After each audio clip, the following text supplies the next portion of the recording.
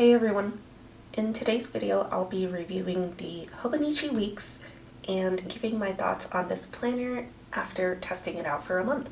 This is my first time ever trying a Hobonichi weeks, and it's definitely been a unique experience. Before we jump right in, I do want to preface that I typically prefer to just have one planner that spans the entirety of 1 year. I do a combination of planning, memory keeping, habit and health tracking, and sometimes journaling.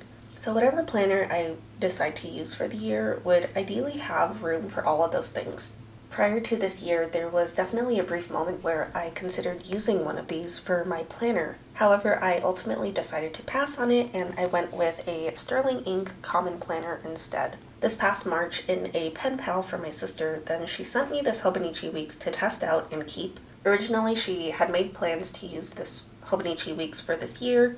However, she decided that she no longer needed it, so thank you to my sister for sending this my way so I can go ahead and try it out. So like I mentioned, I was testing this out for about a month alongside my common planner. So I was basically just doubling up on the information for that entire month. I was trying really hard to keep them pretty much identical to one another in terms of the information that I was writing down. And that way I just wanted to basically get a grasp on how well this planner would perform for me if I had this as my sole planner. And that way it would help me determine whether or not I actually wanted to switch to this planner for next year. So I'm just going to start off with a couple of details about the Hobonichi weeks. I'm sure many of you are very familiar with this planner already. However, I know that there are usually some viewers that are completely new to whatever I may be showing, so I'm just going to run through a couple of details in case you are completely unfamiliar with a Hobonichi weeks. So to start, then, Hobonichi weeks usually come in a variety of covers. They're typically hardcover, and they do come in just solid colors, or they come in these patterns that are designed by Japanese artists, or they might even be like pop culture designs. There are some soft cover ones that are referred to as sneaker weeks, since the cover is more of a soft and flexible material, kind of similar to a sneaker. This Hobonichi weeks in particular features an artist design on the hardcover, and then I'm not sure how well you can tell, but there's actually a clear cover on top as well. So that is something that Hobonichi is very well known for, is having that cover on cover kind of like technique.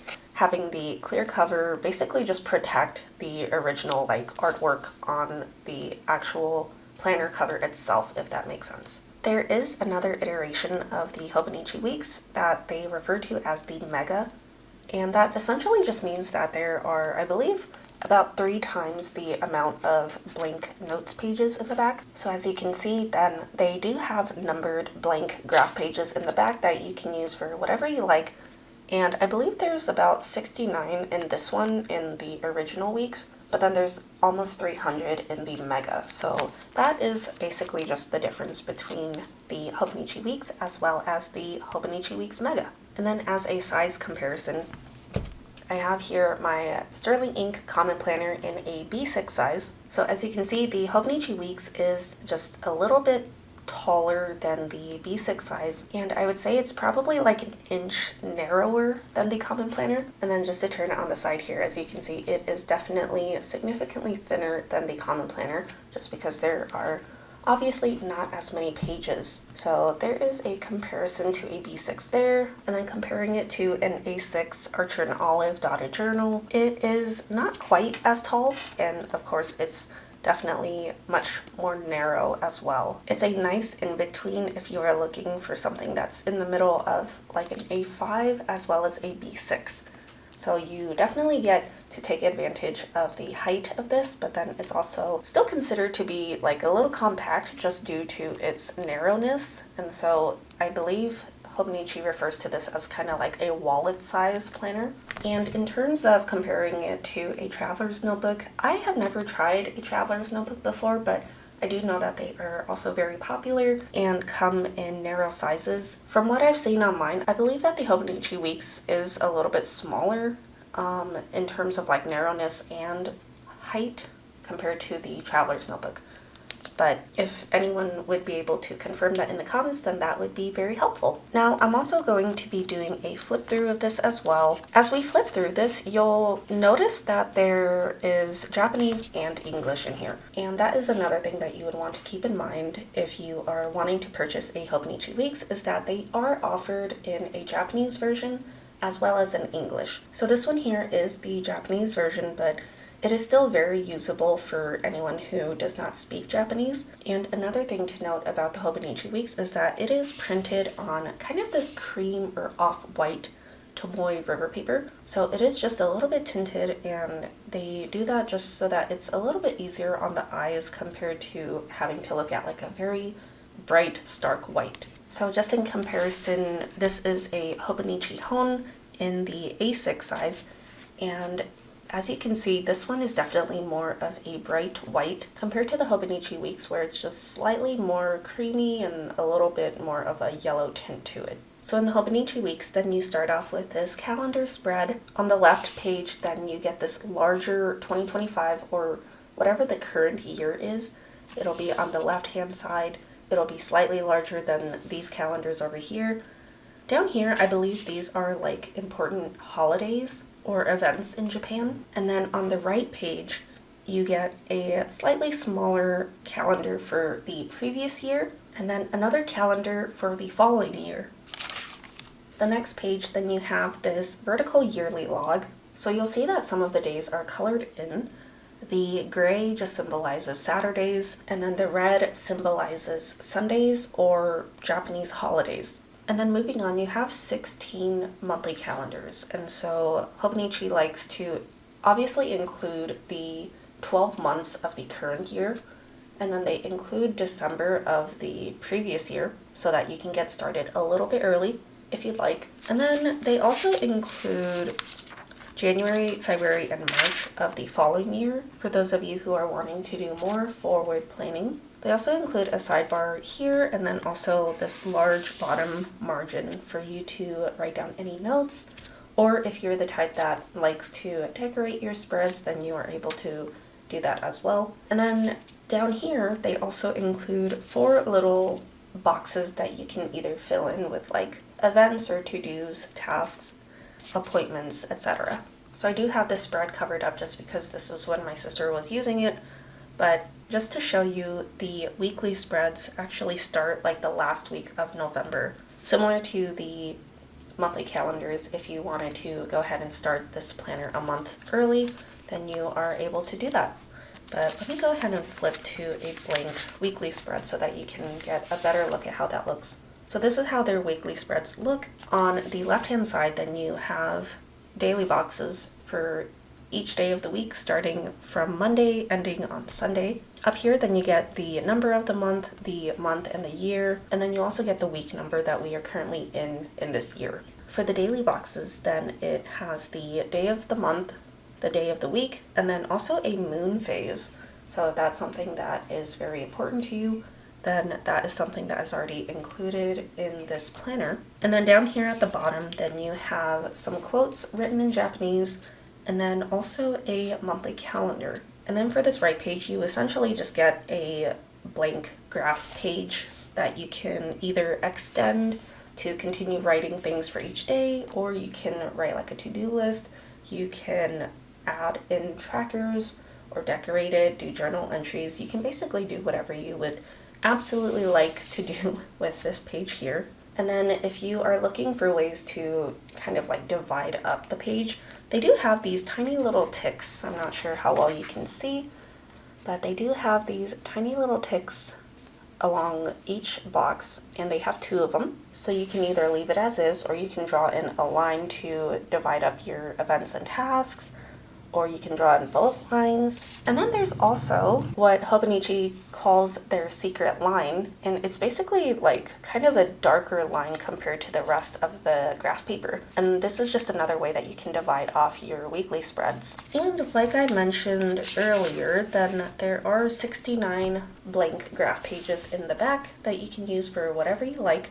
As you can see, they do include this secret line for all of the notes pages back here too, in case that is a way that you want to divide up your page and just better organize things. And these pages are also numbered, which is very helpful if you would like to kind of keep track of what's on every page. You can make like a table of contents for the pages back here. And then lastly, there are a bunch of these info pages in the back. And if you were to get the English version, then these would all be in English. Same with the quotes on the weekly spreads. These would all be English down here. But yeah, just to quickly flip through these, they just have kind of, in my opinion, random info pages. So this here is basically teaching you like how to measure stuff with like your body parts in case you didn't have like a ruler, I guess.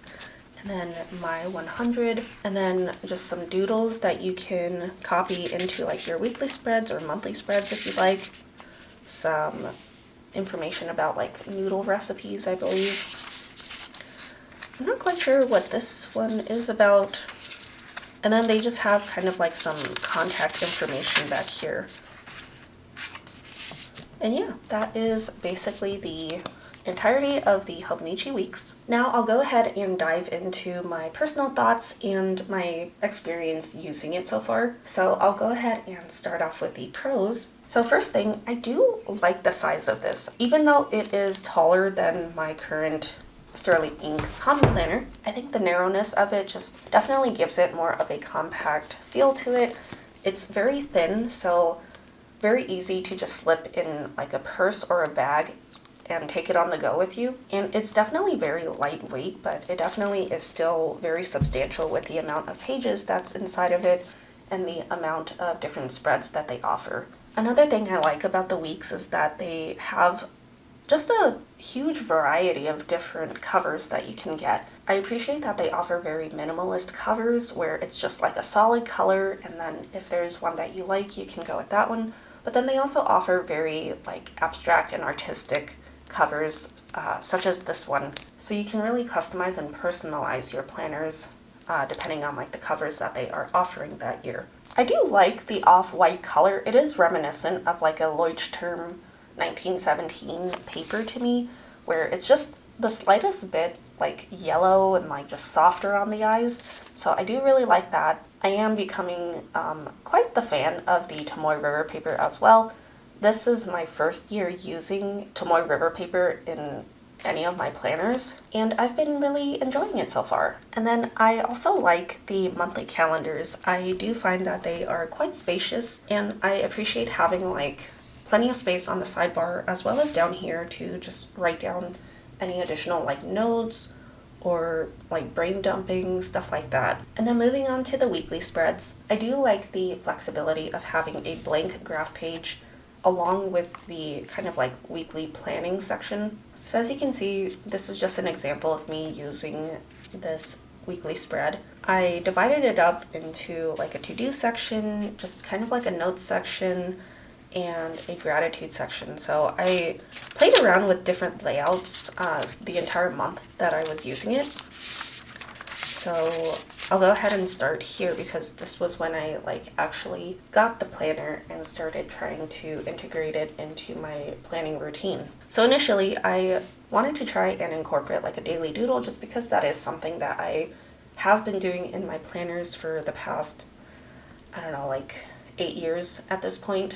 And then I also utilized one of these tick marks and just drew a narrow column so that I can mark down like tasks if I completed them. And then on this side I wrote down tasks and events, and then I did kind of like some health tracking, meal tracking, and then gratitude for each day. And then as you can see, I did end up kind of switching things up a little bit for the following week just because I didn't want to double up on the daily doodles that I was doing. So I ended up doing a column for my cats. Same with the events and tasks, and then health, food, and gratitude. I kept those the same. And then for this week, then I obviously tried something different. So I ended up splitting the events and tasks and just elongated like the task section onto the blank graph page. And then I had a to-do list and gratitude. So again, I just separated the events and tasks. This page basically stays the same. And then on the blank graph page, this was where I was doing a lot more experimenting. So I, again, just included a to-do list and a gratitude log. But then as you can see, I was struggling to fill up like my to-do list, and I wanted to find a better use for this space down here. So I added like a notes section, but that also didn't fill it up either. And I do see a lot of spreads online where people fill it up with like different trackers and whatnot. However, I didn't really want to include trackers just because that was already something that I was including like on my monthly spread in terms of my habit trackers. But that was kind of like my rationale behind it, was I would have like a habit tracker on the monthly page, so I didn't have like a habit tracker that I wanted to keep track of like in my weekly spreads either. I just felt like that would have been a little redundant and unnecessary. But I really did like incorporating the gratitude, so this would have been like the last week that I set up. I then considered using like the secret line to divide up like my to-dos and gratitude, just to see if that would fix like the empty space that I was experiencing. So anyway, that kind of just goes back to me liking the flexibility of these weekly spreads, and you can alter them however you want to at any point in the year. It doesn't have to be like one specific thing the entire time. So that is something that I do really like about the weekly spreads. And lastly, I do really appreciate the blank graph pages in the back. I do really like just having kind of like a blank notebook in my planner somewhere, just so I can jot down like any additional notes or do like brain dumps, or if I just really needed to journal about something right then and there, then I have that luxury to do that in the back. So I do really appreciate that the Hobonichi Weeks includes 69 of these pages back here for you to fill with whatever you would like. All right, moving on to the cons. Starting with this vertical yearly page, I was really struggling to try and find a way how to use this, just because the boxes are very small and very narrow. So just for reference, the Sterling Ink Common Planner does have something similar to this, and obviously because of the size differences between the notebooks, then I am able to write a little bit easier in this spread compared to the Hobonichi Weeks. So in the Sterling Ink Common Planner, then I use this page as kind of like a health tracker. So I use it to track my periods, my workouts, as well as my weight. And so essentially that was what I was trying to do with this page as well. Towards the bottom here, for the first couple of months, I just went back and filled in like events just to try and see how that would look. But it was very difficult. I consider myself to have small handwriting, and I was really struggling to fit my writing into these boxes. And another problem that I have with this, if you were to use it as kind of like an event tracker or just write down like appointments and stuff, if you were to have multiple things going on that day, then there's no way in hell that you're going to be able to write like 2 things in one of these boxes. You might as well just pick like the most important thing for that day. But eventually I was trying to use it like how I use the Sterling Ink Common Planner one. And I was just writing down my workouts and my weight, and I feel like that would ultimately be the way that I would want to use this again anyway. I haven't really seen too many examples of how people use this online, so I'm very curious like what to even do with this page with how small and narrow the boxes are. So if you have any suggestions, then please let me know, because I would really love to know kind of like what the purpose of this page even is. I also really do not care for the colored weekends and holidays. It doesn't like bother me like too much, but it is something that I notice where I'm wondering why a certain day is like highlighted compared to other days. So that is something that I really couldn't care less about, and would have just preferred if it was just all like unanimously the same color. And that also goes for the monthly spreads, just having the grayed out Saturdays, the red Sundays, and even like the occasional like red Japanese holidays. I would just rather not have like those random colors as part of the planner. Now moving on to the weekly spreads. As much as I love having this blank graph page, I do think that it's sometimes a little bit difficult to figure out what to do with this page, which I know kind of just like goes against what I was saying as a pro, was being able to be flexible with it. But like I was mentioning, it was kind of difficult for me to be able to like fill up this space. And I know I could like go in and maybe just put in like a sticker or like washi tape to just cover it up, but I really didn't feel like doing that when I was just testing this planner out, and I wanted to just kind of like push it to its full potential with productivity and functionality rather than decorating it. But I also find that maybe it's just something that I'm not really used to, at least anymore. I find that the daily boxes are just very small. If you are someone who likes to write down like every single thing that you do in a day, this is not going to be enough room for you unless you like expanded it to this blank graph page. But something that I've come to realize as of this year is I've started preferring the vertical layout that is offered in the Sterling Ink Common Planner, because I'm able to see what I did during the day, like chronologically. Granted, sometimes it's not always going to be in like the correct order, but for the most part, it'll be in chronological order, and I feel like looking back on my planners and looking back on my days, it makes a lot more sense for me to look back on it chronologically, whereas with this, everything is just out of order, and I'm just not used to that anymore. And me saying this is just complete like personal preference. I feel like if I were to use this planner before the Sterling Ink Common Planner, then I probably would have really enjoyed it and had absolutely like no issues with it. Because for a long time, I was a big fan of horizontal weekly layouts. Those were the layouts that I would essentially draw in my bullet journals. But now that I've been exposed to and more familiar with like a vertical layout with a timeline on the side, then I find it a little bit difficult coming back to something like this. Also, just like a very minuscule issue that I was running into with this, I personally feel like I would have preferred having like the graph paper on the left and having these boxes on the right. I know that that may sound like very strange, but I really prefer having like a list of to-dos, like a basic like brain dump like on the left, just because that's how I read stuff. So it's like I'm reading my to-dos and then I'll glance from left to right my week. So for example, in the Sterling Ink Common Planner, so when I crack open my planner, my eyes immediately go to the left. So I want to be able to look at my to-dos for that week, and then for anything that hasn't been X'd out, then I'll glance from left to right, like what days do I have stuff going on? What days are more available? When will I be able to plot down these remaining to-dos throughout the week? It may just be something that I'll have to get used to if I want to use the Hobonichi weeks, where I have like my to-dos on the right, and then I have to train myself to look on the right side before the left. So it's just a very like minuscule detail, but something that was noticeable enough for me to have an issue with basically and want to comment on.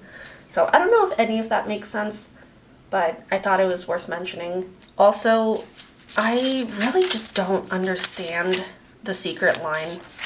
As you can see, for this very last weekly spread that I set up and didn't even use, I drew in that secret line just so I can officially know that that's kind of like the boundary. And it's just such a weird, tiny, narrow area to write stuff in. I just find it so narrow to be able to comfortably write out anything. I feel like I would only be able to write down like 1 or 2 words before I already have to go down another line.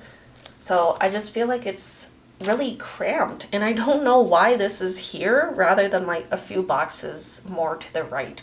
So that's just something that really like threw me off. Lastly, for my cons, and I'm sure this is probably a lot of cons for many people, but these back pages, I never come back to these. I never look at them. Even in my Hobonichi Hon, they have like the same back pages. I never go to them. And the ones in my Hobonichi Hon are in English. I just don't ever come back to these back pages. So I would have just preferred to have more of these numbered blank pages rather than these random info pages in the back. And I also just wanted to throw this out there just because I've seen a lot of videos where for the weekly spreads, they would consider these quotes down here at the bottom in this calendar to be a con, just because they find it to be like wasted space. And I do understand that. And that was exactly like what I thought in the beginning too.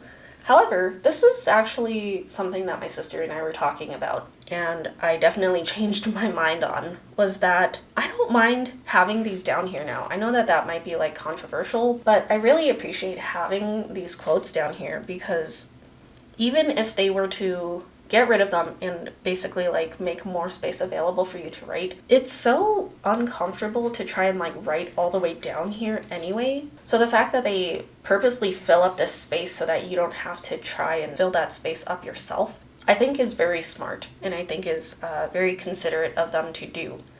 It would make a lot more sense for them to have it here than like have it closer to the top, just because that's where it's more comfortable to write anyway, or rest your hand. And personally, I love having a mini calendar as part of my weekly spreads.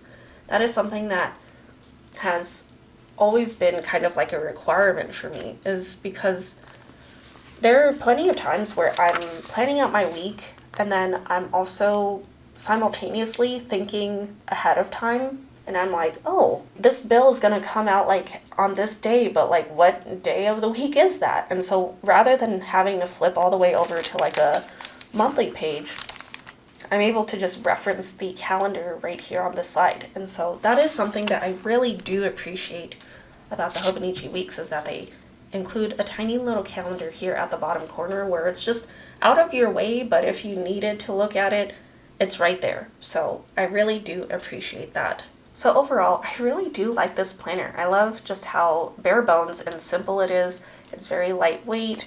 You don't have to fuss around with it too much. There aren't a bunch of extra spreads that you need to like figure out how to learn how to use or how to fill it up.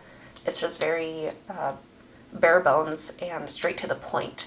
It's a great planner that doesn't overcomplicate planning. So I consider it to be very beginner friendly if you are new to planning. I like how you are able to personalize it and really just make it your own with the endless amount of covers that they seem to offer every year. I do recommend it if you are looking for something that is just very quick and simple, something that you are just needing to jot down quick to-dos and pretty much be done with it. I definitely would not recommend it for those of you who like to write a lot down and need to write everything down, since the amount of space in the weekly spreads in particular can be constraining. I feel like I definitely fall into that category where I need to write down a lot of things. So as of right now, in this point in time, I don't see myself getting this planner for 2026. But who knows? It is only May, and there's still plenty of time for me to change my mind before then.